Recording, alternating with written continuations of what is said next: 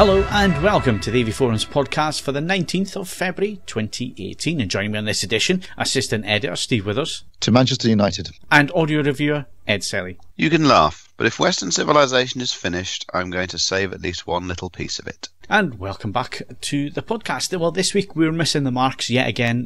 Both of them using half-term as an excuse, yet one of them hasn't got kids. Go figure. But yes, it's just the three of us this week. And I think we'll get straight into things. So Ed, what have you been up to this week? Actually, what have I been doing this week? I've been collating my AVForums reviews for the month. It's been kicking off on that. And am I going to get to know what these are? Yes, they're on Trello. All right, okay. They've all been updated and stuff. Wow. I did all the things that I'm supposed to do.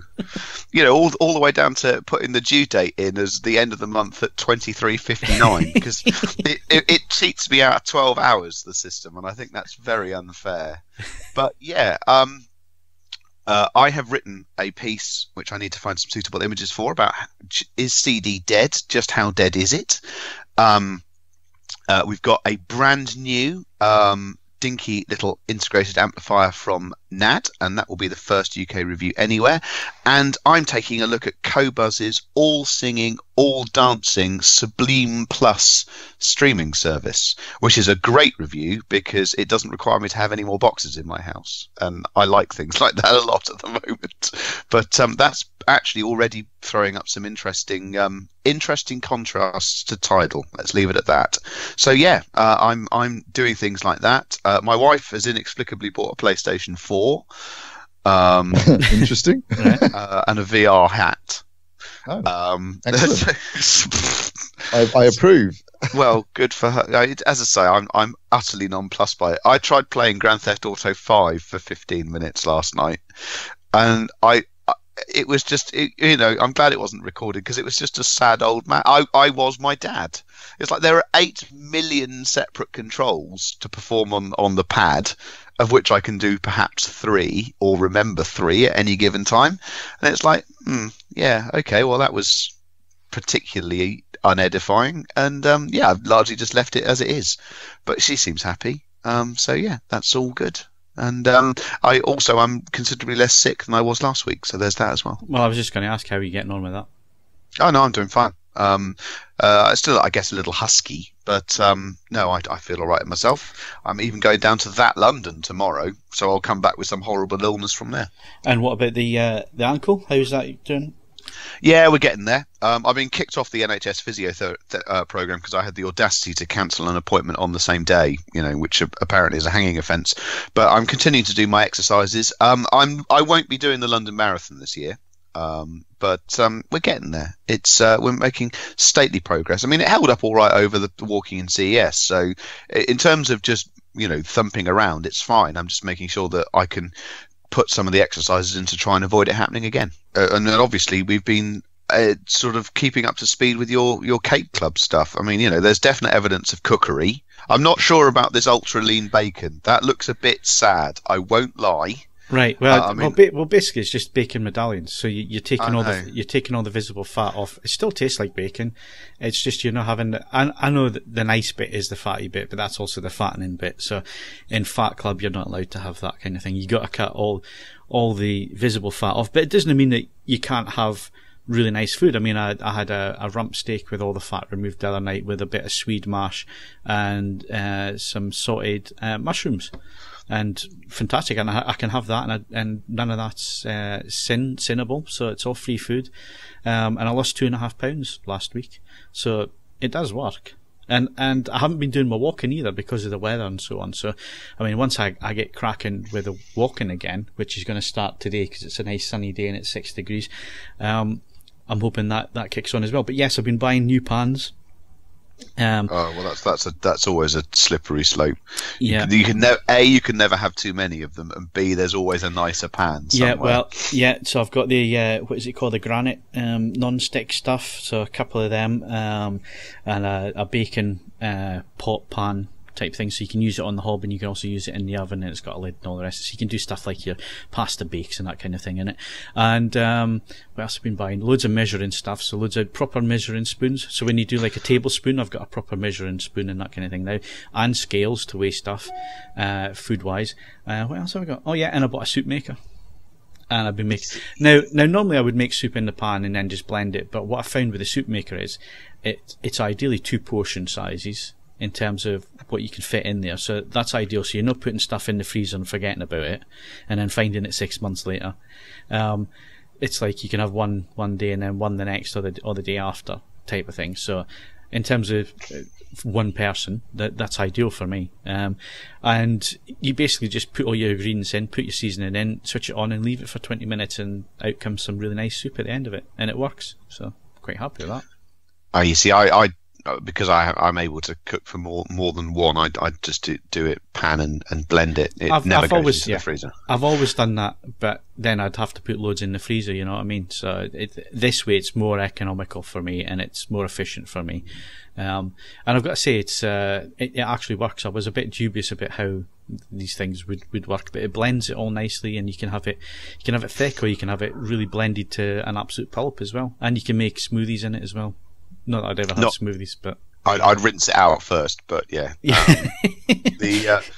Can I just say that your pan life won't be complete until you own a Le Creuset Volcano pan. What the hell is that? They're really expensive, aren't they? I know, but they are unbelievable. It is the best egg cooking pan humanity has ever come up with. It's unbelievable. Well, I'll tell you what is a real skill, Ed, and what I've been perfecting for the last sort of 3 weeks is making fried eggs in a non-stick pan using fry light. Well, this is the thing, but if you have a volcano pan, you don't really need any additional material in the pan at all. You can still fry an egg in it. They are incredible. Okay. But as Steve points out, for what is a very small specialist pan, you are charged like sin. We got one because I think we stuck it on our wedding list for a laugh, and someone actually came good. So whoever it was that bought me one, thanks. It's absolutely amazing. Right, so I need to get married to get one, dear. Well, it's a good way of getting lots of presents. It's a good way of getting lots of presents. I mean, alternatively, as you say, you could push ahead with Project Winter Car, which would then save you somewhere between £15,000 and £20,000 on super unleaded, which might allow for you to buy a volcano pan. Yeah, well, there is that. And decent glow. And I say you can never have too many insanely sharp knives.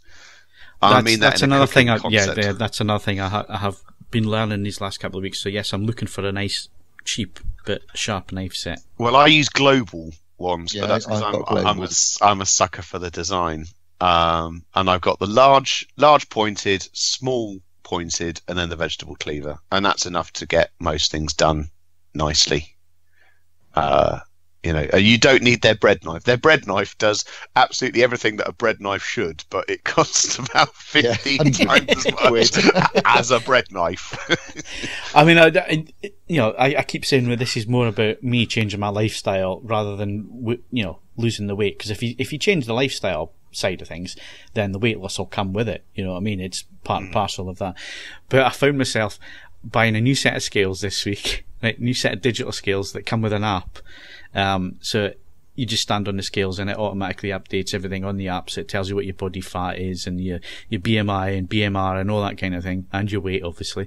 But I found I was getting different readings on the wooden floor, suspended floors, and it's so I've now got a concrete block, a paving block, which was in the cinema room anyway. It was under one of the subwoofers, but I've taken that out. It's nice and level, made sure it was nice and level, put the scales on there, made sure the scales were nice and level, just so I'm now getting accurate readings on them. That's how far I've taken it. I'm delighted. I mean, the irony is, we've got digital scales. I don't have scales for weighing me. I'm content with the fact that I weigh lots, and I'm quite happy with that. For kitchen use, we've got some digital ones. But what was it the other day? I was trying to weigh a 1p coin, and I ended up having to use my stylus force gauge. And don't ask me why I was having to weigh a 1p coin. That was long and involved. But I ended up balancing it on the end of my digital stylus force gauge I use for setting up turntables to get a proper to the 100th of a gram measurement on that. And yes, in other news, I can set up turntable tracking force to 100th of a gram if I'm feeling particularly intense. All right. So So this is middle-aged men in action. Yes. Yeah, well, we haven't heard from Steve yet. So, Steve, have you been to Fat Club? Have you been weighing yourself? What have you been doing this week? Well, you're about to find out what I've been doing this week, because that's what I'm talking about. Monday to Wednesday, Panasonic. Yesterday, cinema. There you go. All right. Okay. At least Steve's keeping it on track. On message. On message. Yeah. Right. So before we find out what Steve's been doing at the Panasonic convention, so on current competitions, Ed. Current competitions, you can win the Juice, the complete first season on Blu-ray, which closes on the 28th of February. And you can win Jigsaw on 4K Blu-ray and a Blu-ray box set of all 7 Saw films signed by actor Tobin Bell, who plays Jigsaw. And that closes on the 7th of March. That's quite cool, actually. Yeah, that's not a bad price. That's pretty good. I mean, it's on a format which is recognisably broadly contemporary, and it has a unique spin to it. I think that's very cool. Yeah, good stuff. And previous competition winners? This is brilliant. I opened this up yesterday, and I actually thought it read Stepneg von Kingsman, which is the best username that there's ever been. Was he at the Winter Olympics, was he? German team. Absolutely. But actually, no, forum user Stepneg won Kingsman, The Golden Circle, on Blu-ray, and Simon D won Groundhog Day, which he's hopefully watched over and over and over again to just get a sort of feel of what it is to be Bill Murray. So congratulations to both. Yeah, good stuff. Well done there. And we also have our free case of craft beer offer that's still running at the minute at beer52.com/AVF. So you can basically get yourself a crate of 8 craft beers for free. All you need to do is pay for the delivery, and that's in their free trial. The delivery is £5.95, so that's all you pay up front, and you get 8 craft beers. They are Dutch beers this year, is that correct? This month, is that correct, Ed? I think the AVF pack is slightly different to the one that's over, but nonetheless there are Dutch beers in it, and thus far all the ones I've had have been very, very nice. Okay, you also get a copy of Ferment magazine and a mystery snack, and Ed's not going to tell us what the snack is. No, so I'm going to wait for you to wait for other people to start discussing the snack. I haven't even opened it yet. Yeah. It's still squirreled away. Good stuff. So that's beer52.com/AVF. Go claim your free case, 8 craft beers, a magazine, a snack, and of course you can cancel it at any time if it's not for you, and there's no cartridges there either. So beer52.com/AVF. Right, we're moving on to hardware news next.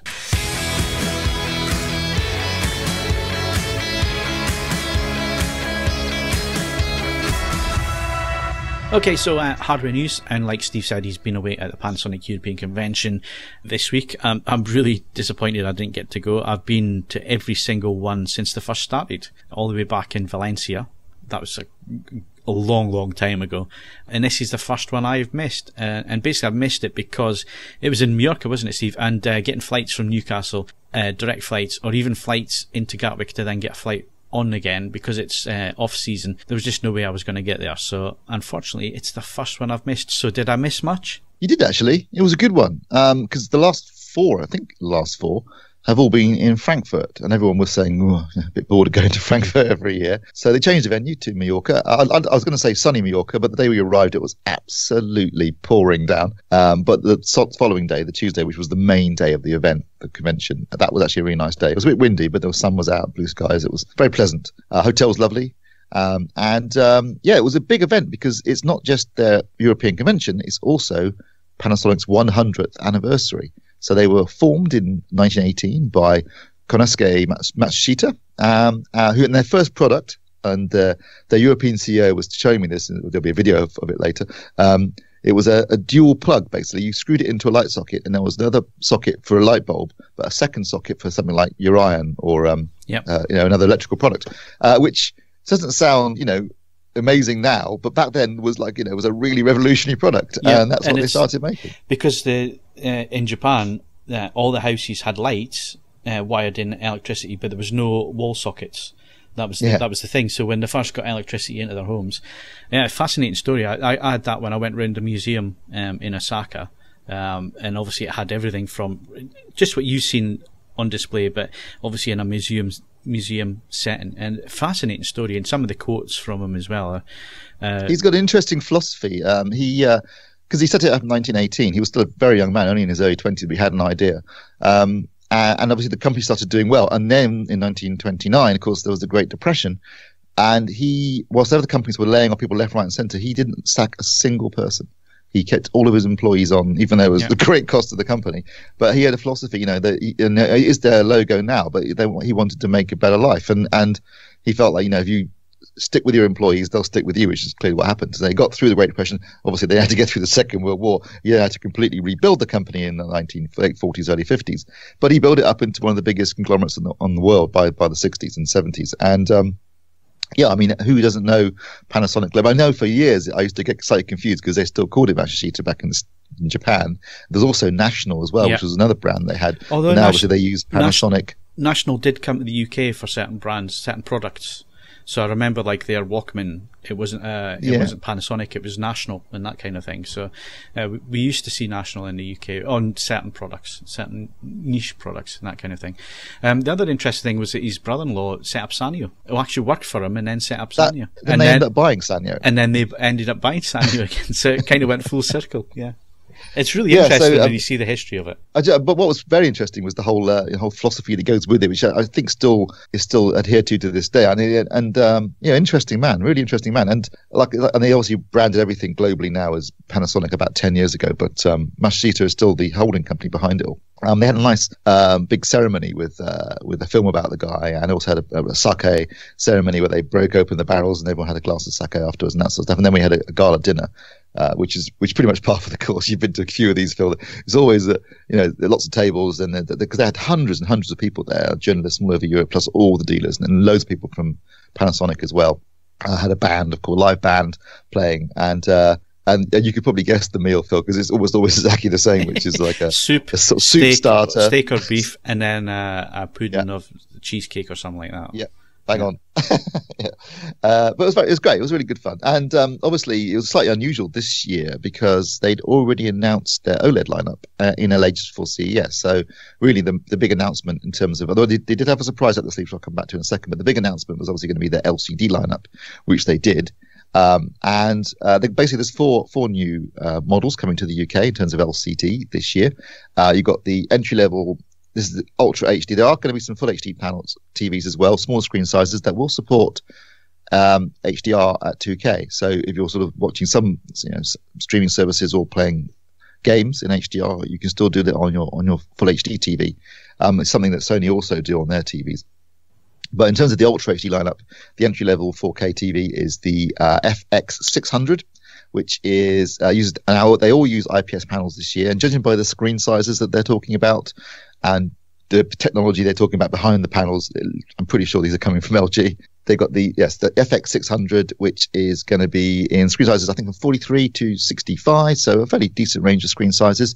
Obviously, 4K supports HDR10, HDR10 Plus, and HLG hybrid log gamma, wide color gamut. That one uses a global backlight control, so basically now that backlight gets raised and lowered depending on the brightness of the scene. And that has the adjustable feet, so you can have the feet at the ends of the panel or towards the middle to create a smaller footprint. Then there's the FX700, which is a similar stand to the FX600, so again, adjustable feet. Adds local dimming, so you can actually when I say local dimming, they're all edge LED backlights on these TVs. So anyone looking for a full array backlight, you're going to be disappointed this year. It's all edge lighting, all IPS panels.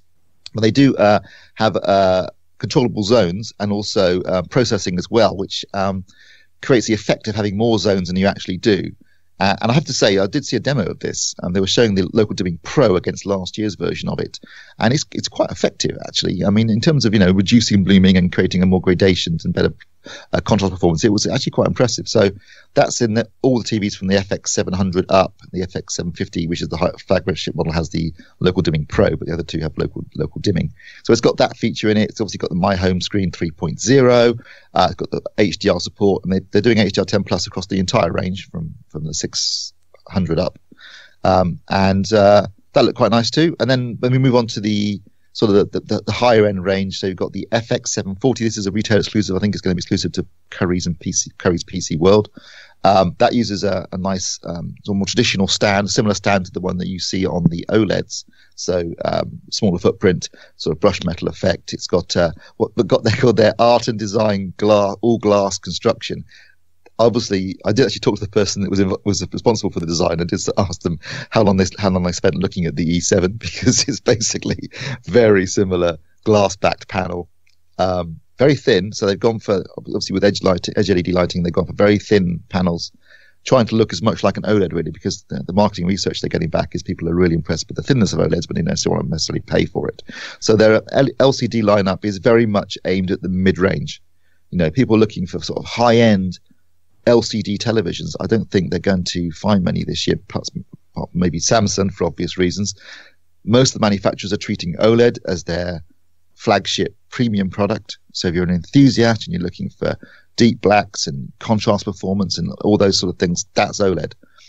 And then the LCD lineup really is aimed at the sort of mass market. People that just want a nice TV that looks slim and cool, has a nice picture. Dropping IPS panels is a big push there to tell you that they're aiming for mass market, because wider viewing angles. Obviously, the payoff. Well, the downside to that is obviously your poor black levels or poorer black levels, and of course the contrast performance is really quite poor on an IPS panel. But then if it's mass market stuff, those attributes are not going to be high up on somebody's list that's looking at a TV like that. Yeah, and that's very clear from this range. That's what it's aimed at. I don't think that's an unreasonable approach to take, actually. It makes sense to me. So that's the 740, and then the flagship is the FX750. So design-wise, very similar to the 740, the glass back panel, the same stand. It looked a really nice-looking TV, I've got to say. I thought it was very attractive. I think the last few years, Panasonic's design's been a bit ropey. The EX750 from last year was a particularly ugly television, I thought. This year's lineup, much better, very very attractive looking design.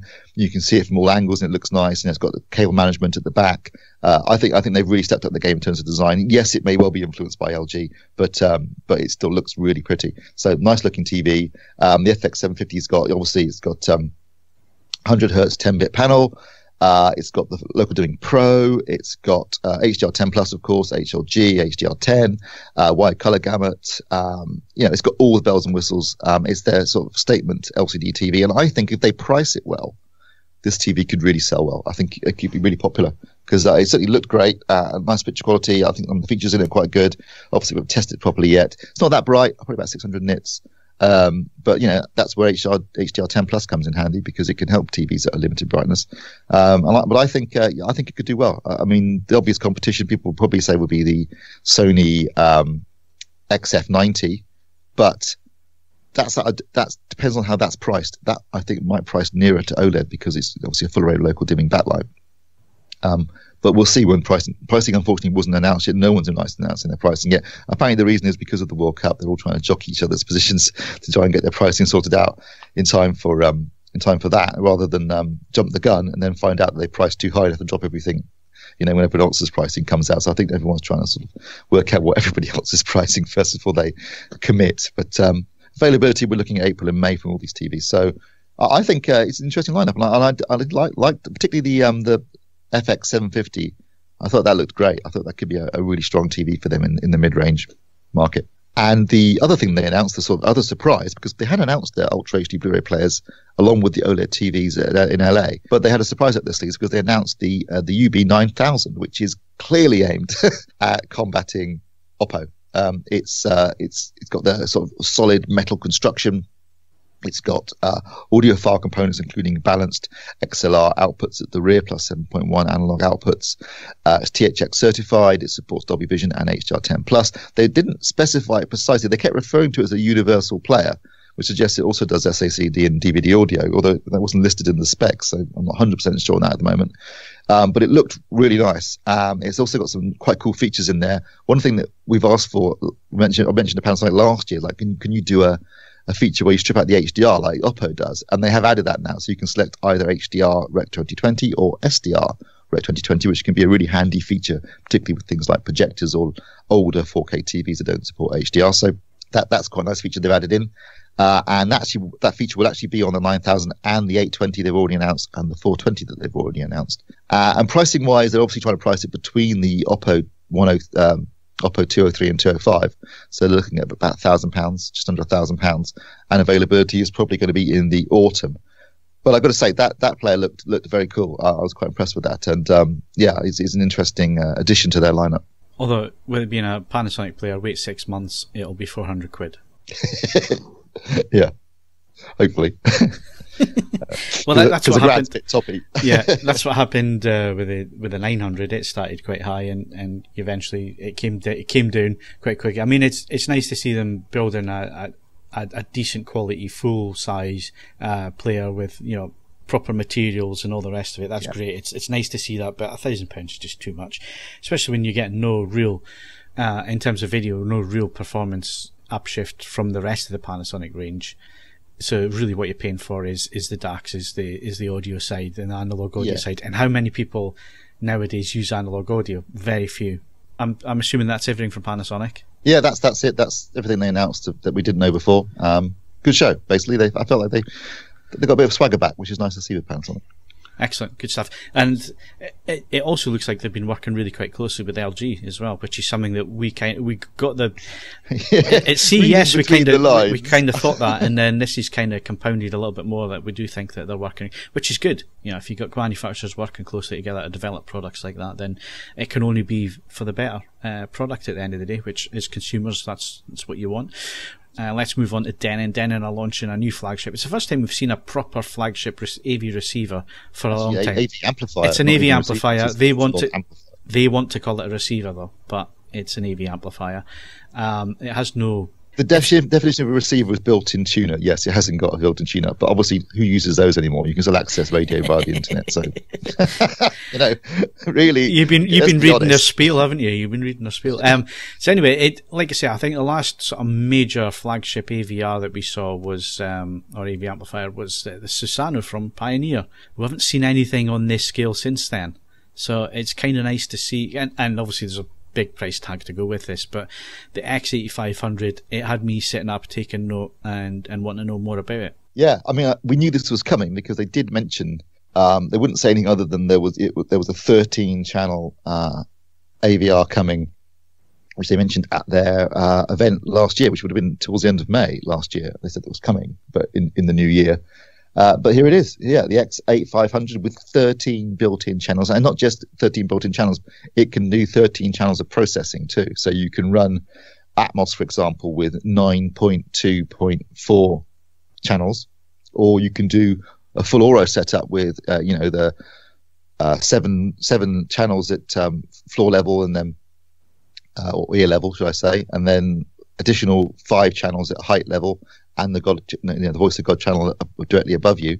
So that's interesting, because that level of processing, I don't think outside of some of the more really expensive AV processors has been available. So full 13 channels, which I think is quite good, because I've always find going from a front left to even side left, there's usually a bit of a gap which you can now fill with another speaker towards the front of the front channels, which mirrors how it actually works in the cinema, doesn't it, Phil? Where the speakers run right from the screen all the way along the wall, and then all the way along the back wall, and all the way along the other side wall in an Atmos cinema. So it's it's mirroring that more in a home environment. So that's interesting. But this is a proper good old school Denon AV amp, isn't it? With massive build quality, built like a tank.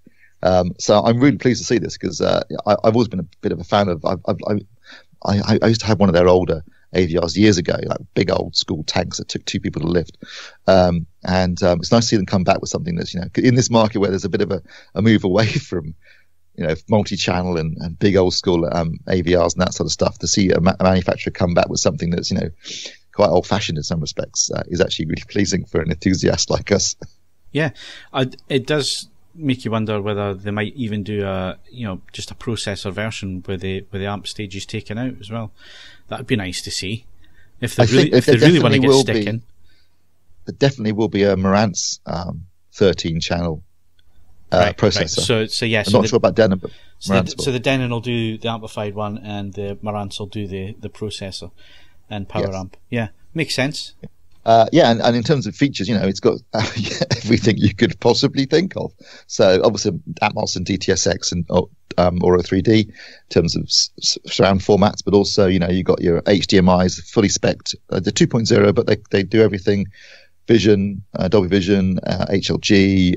They also do EARC, so that's included, and that will be included rather with a firmware update later this year.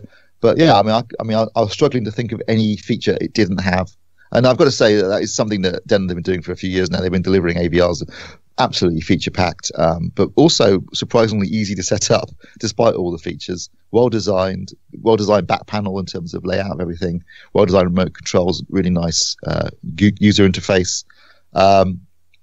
This is quite exciting actually. I'm quite in our little world. I think this is a really exciting moment. So Steve, like I said to you, it does come with a bit of a price tag, this one as well. So the pricing on it is. Yeah, £3,299. So that's up there with what's that competing with? The Arcam, some of the Arcam receivers. It's pretty expensive, but you are getting 13 built-in channels, so bear that in mind. You haven't got to buy anything else. You can just run it all out of one box, and it's going to be available later this month. Okay, so £3,200 is, it's not cheap, but then it is a niche market, it is a niche product, and it's something that a lot of people, like you say, who own the older Denon stuff that maybe haven't got HDMI inputs or certainly can't pass through 4K and that kind of thing. This is probably the ideal product for them to be looking at to upgrade now. Yeah, and I quite like having everything in one box too, because if you're running a multi-channel immersive audio system, not having to buy additional amplification is always quite nice because it just makes it cleaner and tidier. And it is available in black or silver, and I do like my amps in black. Although some people do like silver, I think I'm a Henry Ford. AV kit should be black. Any colour you like, as long as it's black. Well, especially if it's a dedicated room, it should be black, and it'll be quite. That's everything dimmed down as well. Right, so let's move on to 2-channel stuff. So Ed wrote a nice little article. It's been on the homepage a while now. It's been doing well. A lot of people have been showing some interest in it. So the state of 2-channel playback in 2018. So this was basically you playing Mystic Meg with your crystal balls, looking at where hi-fi is going to go this year. Yes, this was. This has been in response to, a full 12 months of tinkering through various 2-channel products and then wandering off to CES and getting ready for some other shows. I think it's largely a positive piece. 2-channel audio is in a good place at the moment. It is managing to have products that will bring new people in at sensible price points and then move in a consistent and logical way all the way through to telephone number price points. And along with that, as a sort of category, it's doing better at playing nice with significant other areas of our own home electronics. Our phones, our tablets, we're doing better at voice integration and so on and so forth. The area where I think that there is a challenge ahead is we're busy making some very smart and quite clever integrated products, and then still having to quite often humour the sort of fitment and requirement for connectivity to support a turntable. And sooner or later, being pulled in these two different directions is going to create issues which certain manufacturers aren't going to be able to ignore forever.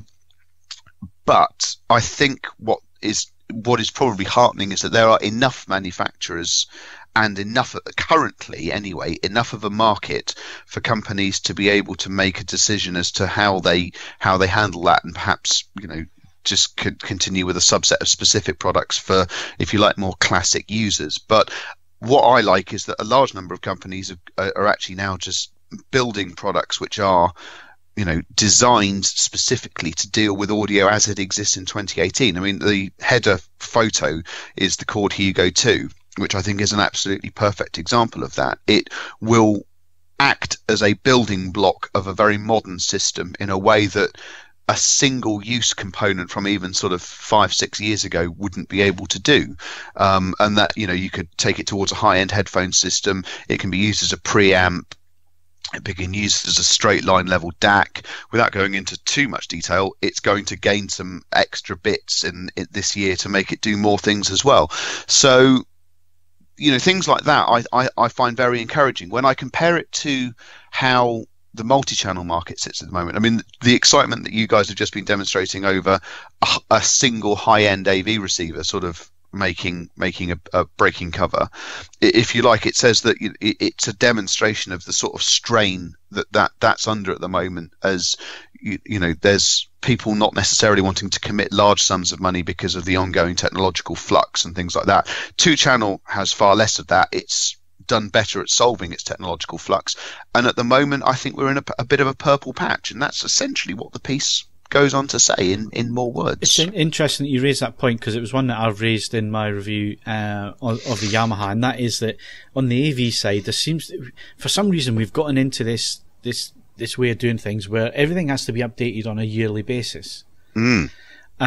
And when you're talking like flagship AVRs and that kind of thing, so you're talking like the A3070, there was nothing really majorly different from the A3050 from 2 years ago. Same design, same chassis, a lot of the same electronics. There'd been a few updates, but nothing that would suggest that you need to update that model every single year. And I'm not just picking on Yamaha, because Denon do the same thing, and Onkyo do the same, and all the rest of it.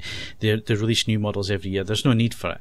Absolutely. When you're talking about such a niche market from that, why not develop a product where you're looking 2 or 3 years in advance and have a 2 or 3 year product cycle, but you update the product in between, so you make sure that the silicon on chip that you're putting in will last the 2 years or 3 years that you see the product lasting, so it can be updated. You can firmware flash stuff over the year and that kind of thing that needs to be updated, but you basically have one product there. It holds its value as well, because that's another thing. Who's going to go and buy a $2,500 AVR if, come next year, that's going to be, 1,500 quid in the sale because there's a new model along at $2,500.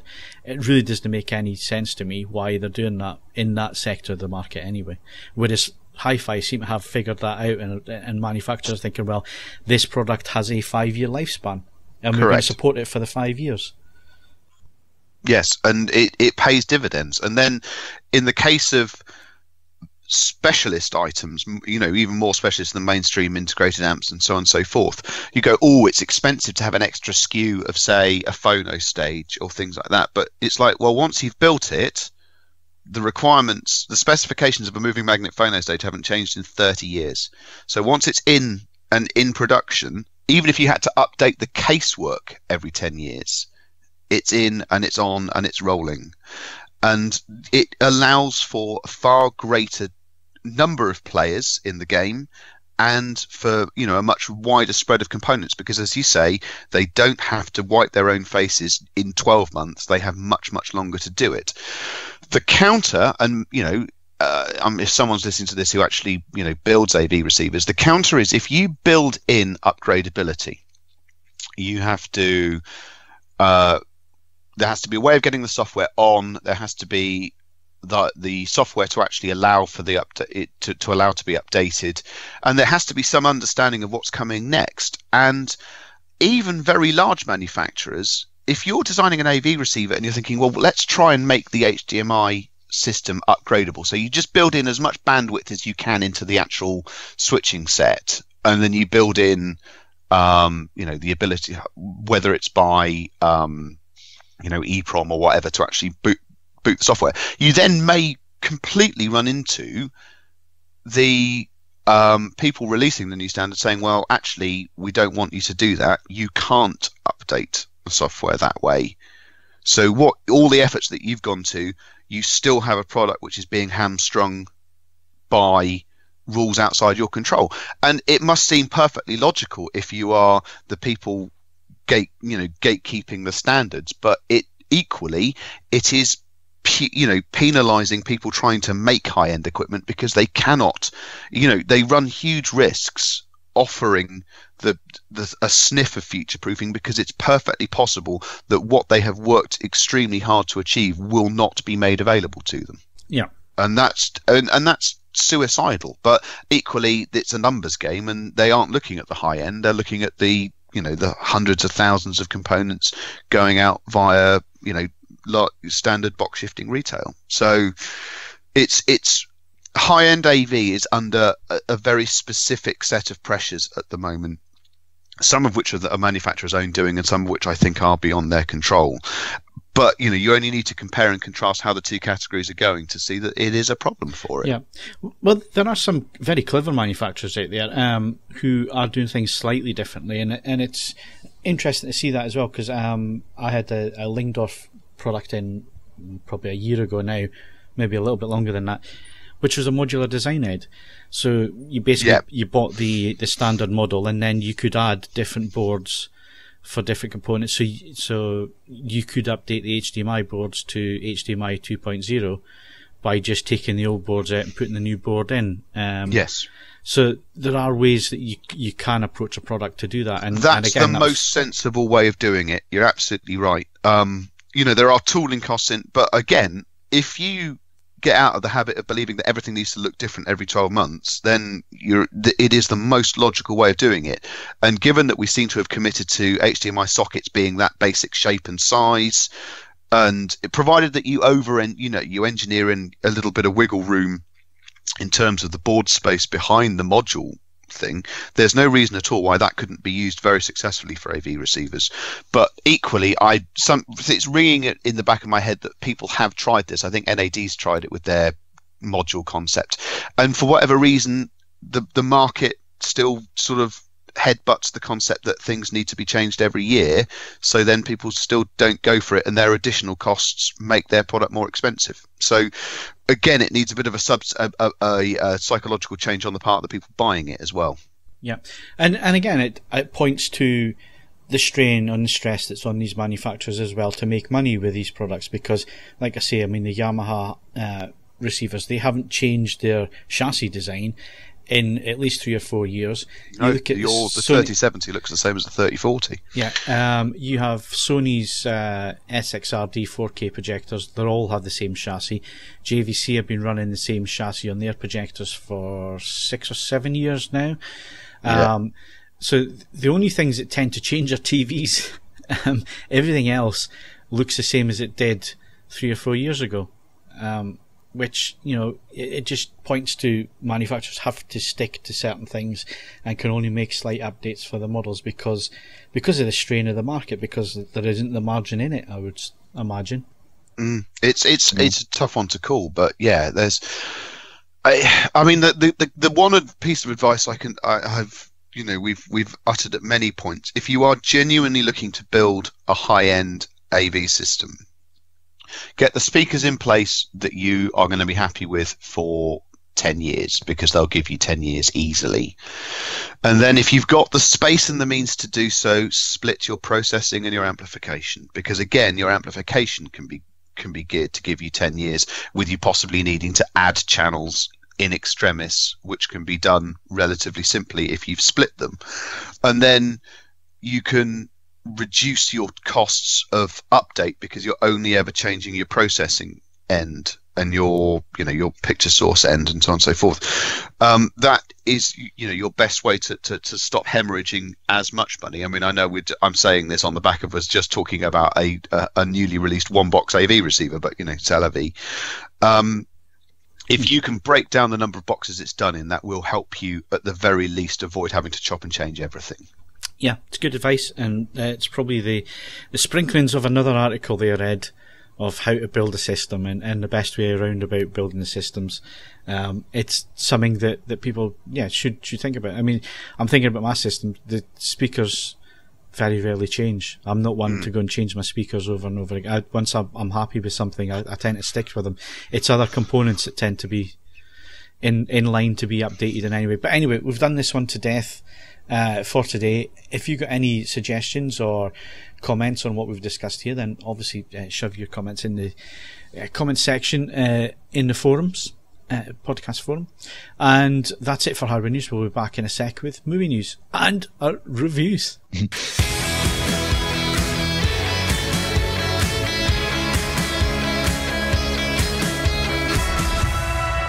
So, like I say, movie reviews. We've actually got 2 reviews, and I was going to go to the cinema to back Steve up and see these films as well. But on the Tuesday, I was planning on going to see Black Panther, and it was snowing, so there was no way I was taking the Mustang out in the snow. And then on Thursday, when Steve reminded me we should really go to the cinema, I then realised it was half term. And there's absolutely no way on earth I'm going to the Metro Centre in half term. So Steve's all on his own for these film reviews this week. So Black Panther, The Shape of Water. You've been to see both of them. Let's start with Black Panther. Yeah, Black Panther. I've got to say, really enjoy Black Panther. It's It is part of the MCU, the Marvel Cinematic Universe. It's their first MCU movie with a black superhero as the lead. It's predominantly set in Africa, in the fictional nation of Wakanda, which pretends to be a really poor place, but actually is very technologically advanced because it's the only source of vibranium, which is the sort of the main metal in the MCU. It's like this metal that's, unbreakable metal. That's what they used to make Captain America's shield and Black Panther's suits made of vibranium and this sort of stuff. So it's actually incredibly rich and technologically advanced, but pretends to be something it isn't in order to hide away from the rest of the world. Black Panther was introduced in Captain America Civil War, but this sort of deals with him coming back from the events of that film and taking over as king of Wakanda. And I thought it was great. There are moments, because it's set largely in this African nation, and there's a lot of African influence. Towards the beginning of the film, when he's being crowned king, it felt like a live-action version of The Lion King sometimes. But later on, when the film starts to get going, you really sort of buy into this whole world building they're doing in terms of the nation of Wakanda and how it's set up and the different tribes that form it, the technology that they use, how they actually do crown a king. If you can challenge the king, how you go about challenging him if you want to be king. And the villain's good too. The villain in it is really good, has a good backstory and a good motivation, which I think adds to the impact of the film. It's not exactly original in the sense of the overall story. You've seen it before in plenty of other films, including films in the Marvel Cinematic Universe. But it is a fun story. It's very well made, very well directed by Ryan Coogler, who also co-wrote it. Fantastic cast, headed up by Chadwick Boseman as Black Panther. We've also got Michael B. Jordan in there as the main villain. You've got Forrest Whitaker doing his full-on Saw Gerrera again, but in this film. You've also got Angela Bassett playing Black Panther's mother.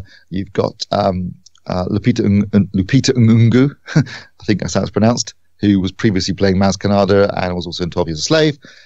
So it's got a cracking cast, and it's really good fun. And as you expect from a Marvel movie, it's great fun. It's well directed, well acted, got a competent, at times quite funny script, good motivations for the characters.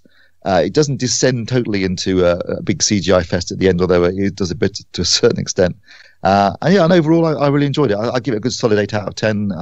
If you're a fan of the Marvel Universe, you'll enjoy it, but you can watch it without having any knowledge of the previous films. You can just they explain everything they need to explain to keep things ticking over. There's obviously the little stinger scenes at the end during the credits as well, because in Avengers Infinity War comes out only in 2 months' time at the end of April. So it led into that.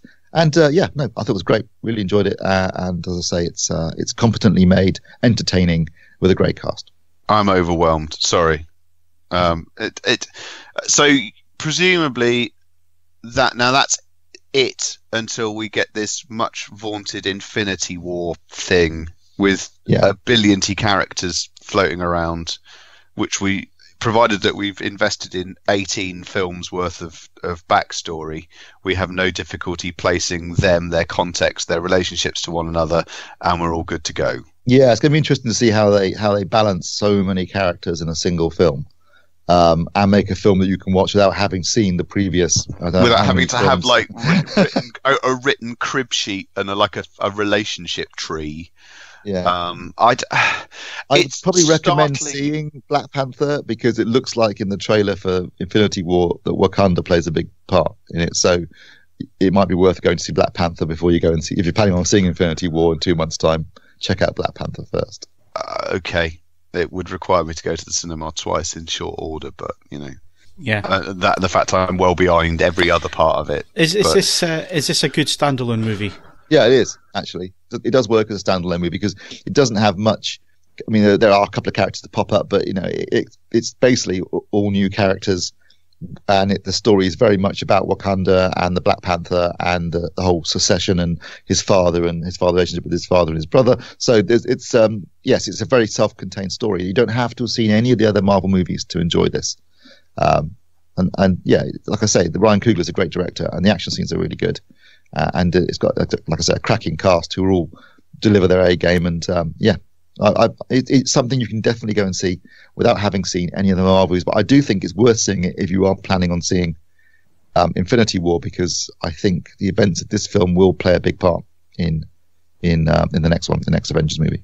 Okay, so moving on from there, you also saw The Shape of Water. Did it live up to your expectations? Oh yeah, it was very much exactly what I thought it would be. Very Guillermo del Toro. very fairy tale, but with these adult overtones. If you've seen Pan's Labyrinth, you know what I mean about how he can bring elements of fairy tale into something that's also got elements of reality and some extreme violence and other aspects that blends them in a way that's quite artistic. It looks amazing. It's a strange film. I'm not going to say I can see it being quite divisive, and I'm really surprised it's been nominated for 13 Academy Awards, because it doesn't seem like the kind of thing the Academy would jump on. It's fantasy and fairy tale, and it's essentially a mixture of Beauty and the Beast and The Creature from the Black Lagoon. And that's really what it is. Set in the 60s, there's a sort of secret lab where they have this aquatic creature they found in the jungles of South America, and they're sort of experimenting and testing on it. And there's a mute cleaner played by Sally Hawkins, who basically falls in love with the creature and tries to help it escape from its confinement and get back to the sea. It's an unusual film. Definitely. I'm really glad I saw it. I really enjoyed it. It's funny at times. It's beautifully acted by everyone. The creature work which is all prosthetic makeup, is absolutely stunning, totally believable. It was great. But I can see it being something you're either going to love or you're going to not hate, because it's definitely not a sort of a middle ground movie. It's very divisive. But I mean, if you like Guillermo del Toro, this is easily one of the best films he's ever done, I think. And I thoroughly enjoyed it. Does it deserve the Oscar hype? Well, that's the thing. I was watching and thinking, I can see why you would, in certain areas, clearly it's things like makeup or production design for cinematography, even direction and writing and performances. They're all really good, but you just feel like the subject matter seems so unlike anything that the Academy normally recognizes. I mean, when's the last fantasy film? Well, Return of the King is the only fantasy film to have ever won the Academy Award for Best Picture. So if it does win, it'll be a real surprise. But I can see that them being impressed by the artistry and the craft that went into the film. Because even if you look at something like Pacific Rim, which is a stupid film about giant robots and monsters, there's a degree of artistry in it. The production design, the effects, the way that Guillermo del Toro makes a movie, they always look very realistic and real, even though they're dealing with fantastic elements. And he's brought that to Shape of Water. Yes, it's a fantasy story. Yes, it's essentially a fairy tale, but there's a wonderful sense of veracity to a lot of it that he brings to these things, but also a degree of artistry. He's a really talented guy, and I've got to say, I think if you're a fan of his stuff, then you definitely want to go and see this. But it's some quite adult stuff in it. I was sat next to a really old couple, and I was a bit embarrassed at times because there's some naughty bits in it that I wasn't expecting. It's like sitting with your parents watching Showgirls. Yeah, it did feel a bit like that. Yeah. But yes, I did enjoy the film. I thought it was extremely well made and very moving and touching, and the performances, particularly from Sally Hawkins, are absolutely amazing. The fact she delivers so much emotion without being able to speak is really impressive. And like I say, the makeup work on the actual creature itself is top drawer, absolutely top drawer. With Doug Jones, who's his usual go-to guy for these things. Doug Jones, who also plays the main alien in Star Trek Discovery, the really tall one. I can't remember his name now. Saru. He plays Saru. He's spent years doing full body prosthetic work with Guillermo del Toro, so they know what they're doing with this, and the makeup is absolutely amazing. If that doesn't win, I don't know what deserves to win. That'll definitely pick up the Oscar for Best Makeup Effects, because it is incredible. Okay, good stuff. So it's worth me going and seeing these ones half terms out of the way on Monday. Yeah, you'll enjoy them. It's definitely worth going to see. Okay, good stuff. So films coming out this Friday, Steve? Well, at the cinema this Friday, we've got I, Tonya, which is the film starring Margot Robbie as Tonya Harding, the ice skater who famously her ex-husband tried to break the legs of Nancy Kerrigan, a competing ice skater, to give her a better chance in the US. I think it was Olympic. Was it the Olympic qualifications? I think it was for the Olympic team. But, qualifiers. Yeah, I've seen the trailer. It feels quite comedic in nature. Margot Robbie looks almost unrecognizable as Tonya Harding, and is apparently fantastic in it. She's been nominated for the Academy Award for Best Actress, and it looks like a fun movie about a very weird episode in American sporting history. The other film coming out, and this is on Netflix, so this is a Netflix film, 23rd on the Friday, you can stream it on the Friday, is Mute, which is a new film from Duncan Jones. And I think we mentioned it last week when we were talking about films opening on Netflix. This is made by Netflix. It's one of their own movies. They haven't bought it from somebody else. They made it. Duncan Jones wrote and directed it. It's set apparently in the same universe as his debut movie Moon, but this time on Earth. It deals with a mute bartender and a sort of a mystery, trying to find a missing friend. But that looks really good. I mean, I like Duncan Jones. It has to be good. It has to be good. After the stunt that Netflix pulled with Cloverfield Paradox not being very good and making a big song and dance about it and so on, this one has to be good. It echoes what I was saying last time round. It's all very exciting getting access to films like that, but they do actually have to be good films. Yeah, I mean, Bright, I thought Bright was okay. I didn't think it was amazing, but at the same time I didn't think it was a big pile of steam and poo, but it wasn't great in any big way, and the same for the Cloverfield Paradox wasn't great at all. So yeah, this is third strike, really, this one. It has to be good. It has to, otherwise Netflix starts to lose credibility. Yeah, although apparently 5 million people watched the Cloverfield Paradox. So as a stunt, it definitely worked in terms of getting in numbers. Yeah, but if you keep doing that though, and the quality's not there, then that you start selling your own brand then. Yeah, well, like I say, this is written and directed by Duncan Jones. It was done with Netflix. It's not something they bought from a studio trying to dump some crap onto them. And Altered Carbon I thought was fantastic. So yeah, I've got high hopes for this one. And like you say, though, it is important that they deliver quality as well as quantity. So we'll see on Friday, next week today. And we'll get a review up of that one. I think Kaz is going to bang into that one straight away as soon as it's available for streaming. And we'll get a review up on that. And obviously Tonya as well. I'm looking forward to settling down in the home cinema and watching that film because I really liked Moon. So it'll be interesting to see how it ties in with that. Yeah, you don't have to go out or anything. No. Well, actually, it would be at Brizzle on the day it starts streaming. Yeah. Okay, so that's films that are upcoming. Disc releases this week, Steve. What can we go and buy? Well, if you fancy a bit of turkey action, we've got Geostorm, which is written and directed by Dean Devlin, who's also used to work as a writing partner and producer with Roland Emmerich on some of their big things like Independence Day. So he's got some form as far as world-destroying events goes, and this one is silly in the extreme. Basically, there's a satellite network that controls the Earth's weather, and somebody gets hold of it and starts destroying parts of the world with bad weather. And Gerald Butler, who's playing a scientist. So the most unbelievable thing in this film probably is the fact that Gerald Butler's playing a scientist who has to go into space to stop the thing he's designed from destroying the Earth. It sounds stupid. I think it's as stupid as it sounds. But I've got a soft spot for like big, dumb disaster movies with silly premises. So I don't know. We're going to discuss this. We're going to discuss it then. What is most important with a disaster movie is that it retains a relatable scale. And obviously, we're going to cover this in a bit. But when you're dealing with the entire planet being battered about by weather satellites, it's like, frankly, under those conditions, if I found myself under those circumstances, I'd hit the gin and wait to die. There's no. So it's one of those things where in this constant desire to keep upping the scale of what's going on, it's like, do you know what? I can't relate to this. Under those circumstances, I'd be dead. Goodbye. But we'll discuss that at a greater length. But I think my wife will end up. We'll probably wait until it lurches into life on Sky Movies, and then I probably will spend a guilty weekend evening watching it. Yeah, probably me too. I know it's crap, and it was delayed for a year or more by Warner Brothers because they knew it was crap, and I suppose these days they would just dump it onto Netflix. But they, it's still I still quite like the idea of seeing the world get twatted by by some really bad weather. No, well, that's it about Geostorm.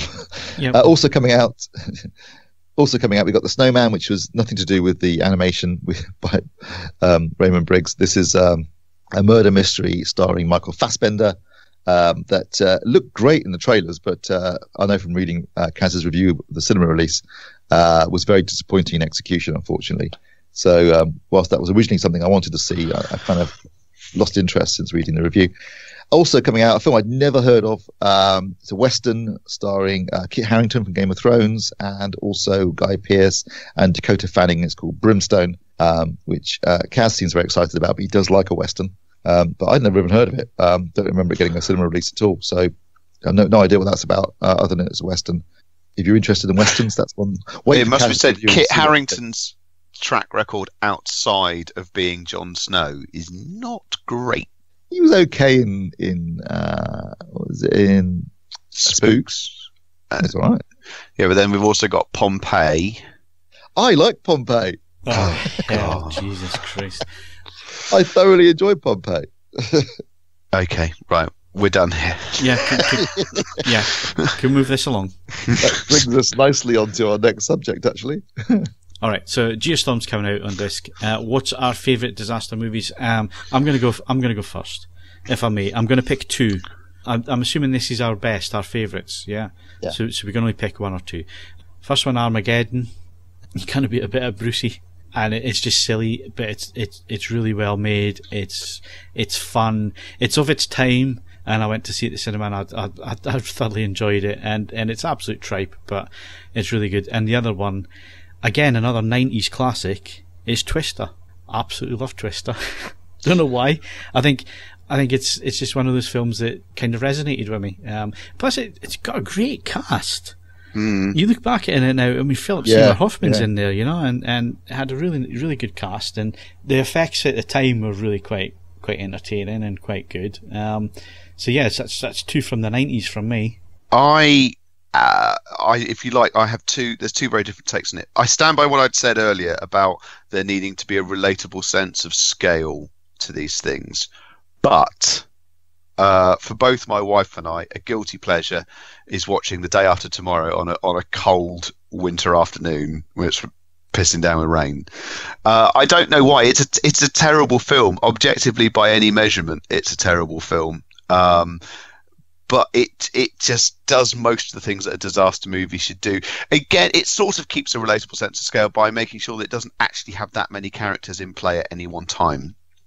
And it chooses, you know, Jake Glockenspiel isn't being pushed too far in terms of what he's doing. And, you know, Dennis Quaid, he always turns in a good, you know, some top quality gurning, and it's largely it's harmless and fun. Yes, and then the other one, and again, this really is about relatable, sort of on a more human scale. The Towering Inferno. It's one of the originals, and it's just phenomenally good. I thoroughly enjoy it. I can watch that at least once a year with considerable enthusiasm. It does pretty much everything right as a disaster movie. Absolutely peerless. Just adore it. And then going to what I was saying about when you lose all sense of scale, I mean, to the perfect example of losing any relatability is 2012. Yeah. It's like, well, you know, we are, you know, clearly and inexorably boned. Why was it 20? Why was 2012 a significant year again? The Mayan calendar. Was it the Mayan calendar? Right? Yeah, because it just ended in 2012. It's like, do you know what? I wouldn't make any effort to try and survive that. I mean, The Day After Tomorrow is cataclysmic, but you think, I don't know, Milton Keynes, you know, give it a go. I might be killed by a supercell freezing me into a popsicle, but you know, it's worth a shot. 2012, right? The planet is going to be completely consumed. It's like, fine. Do I have enough gin? Why would you want to survive that anyway? Exactly, that's the thing. So ultimately, disaster movies for me, they live or die on the concept of it being worth surviving. You know, it's all very. I mean, and it's not a disaster movie in the classic sense. I mean, post-apocalyptic stuff. It's like, do I really want to eat lizards and fight for pipettes of petrol in the Mad Max post-apocalyptic universe? No. Do you know what? I'd be quite happy to be consumed in the atomic fireball. It's a and you know, the Terminator universe. Do I want to fight a ceaseless war against unkillable death machines parading across a mountain of human skulls? No, I'll go for the atomic fireball. It's one of those things. It's the relatability of whether it's worth trying to trying to make a go of it. By the same token, the post-apocalyptic world of Oblivion is strangely appealing, and don't ask me why that's the case. It just is. So there's no pattern to this. It's a soundtrack. It's not just that. It's that his flying gyro thing is the nuts. And there's still clearly greenery and stuff. You know, however badly the world is balked, it's not balked to the point where you're fighting over each other to eat lizards. Yeah. Maybe it's just a strong aversion to eating lizards. I don't know, but it's all about whether you can see yourself wanting to be alive at the end of it, and most of them you can't. So I suppose before we go to Steve, we just have to figure out between ourselves, Ed, what he's going to pick. So one's going to have to contain the Rock. The Rock's going to be in there somewhere, I would imagine. I'm just trying to second guess him. I mean, if he's prepared to watch Geostorm. Yeah, I mean, it could be any piece of shit. Although really. That said, I don't know, maybe San Andreas is going to make it in because it's got the Rock. That's what I was thinking, yeah. But you see, again, he's really selfish in that film. I mean, what a nasty person. Stealing government property. Steals the government property. Doesn't bother rescuing anybody else. He goes to rescue his wife. You know, look at anybody else. He just goes rescue his family. What a terrible person he is. In defence of the Rock, what was he going to do in that situation? The whole West Coast just fell into the ocean. Yeah. Well, he's got one helicopter, which he then crashes. Yeah. He's very irresponsible with government property, it has to be said, which he steals. Right, come on, Steve. Go on then with us. I was going to pick San Andreas, but I won't now.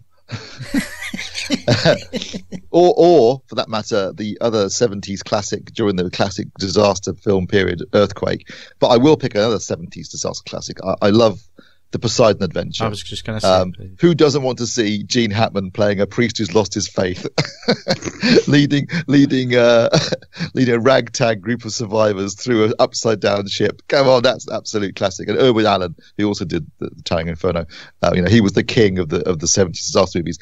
And sticking with the aquatic theme, another favourite of mine, obviously, is Titanic, which is relatable, historically accurate. And superbly well made by James Cameron. So, those would be my two: Poseidon Adventure and Titanic. Well, you've already picked Armageddon, and Ed's already picked the Towering Inferno and 2012. So, I have to say the 70s disaster movies are the airport series. All of them are brilliantly awful. Yeah, and, the one where the small plane crashes into the 747 and sticking out the side of it. I'm pretty sure that would affect his aerodynamics for a start. Yes. The one where it's underwater, they really were going for it, weren't they? With what can we do to a plane this time? I particularly love that they then sold that footage and it was turned into an episode of Airwolf. True story. So, yeah, I mean, it's one of those things. But again, relatable scale, proper 70s haircuts, all the sort of things that you need for these things to be a great disaster movie. So that's possibly the key to it. I think the most relatable one is Twister, to be honest, because it was one that didn't jump the shark, if you know what I mean. It didn't go too far with its premise, and it's really relatable in terms of there are actually storm chasers and so on, and there are tornadoes that big, and they do devastation like that. So when you're talking about relatability, I think that's the most relatable you can get. Yeah, there is that. A modern version of Twister was Into the Storm, wasn't it? Where they had. Yeah, again, they did shark jump that. Yeah, they did. They took it too far. Although I quite enjoyed it actually. I've just actually Facebook messengered my wife because she is something of a disaster, but she wants to give a nod to the Stallone one, Daylight, with the tunnel. Yeah, another 90s classic. Yeah, she reckons that's it teeters on the edge of being I can't be bothered to survive this, but just about pulls out the other way. So that's always quite good. So yeah, I'd forgotten all about honorable that. mention to late 70s Irwin Allen classic The Swarm. Not seen it. Attacked by bees, and Michael Caine was saying that they had like a bunch of I think he said a bunch of Mexican laborers or something in a trailer, getting each bee and pulling out its stinger. But they missed a few, so they were the hot ones you had to avoid when you were on the set because you're liable to get stung. Fair enough. I'm pretty sure they wouldn't let you do that these days, would they? Go and look. No, you'd be allowed to be stung as many times as you like, but you can't mutilate bees. And on that stinging bombshell, that's it for this week. My thanks to Steve Withers. I'm president of the Electronics Club, the Math Club, and the Chess Club. If there's a bigger nerd here, please point him out. And Ed Selley.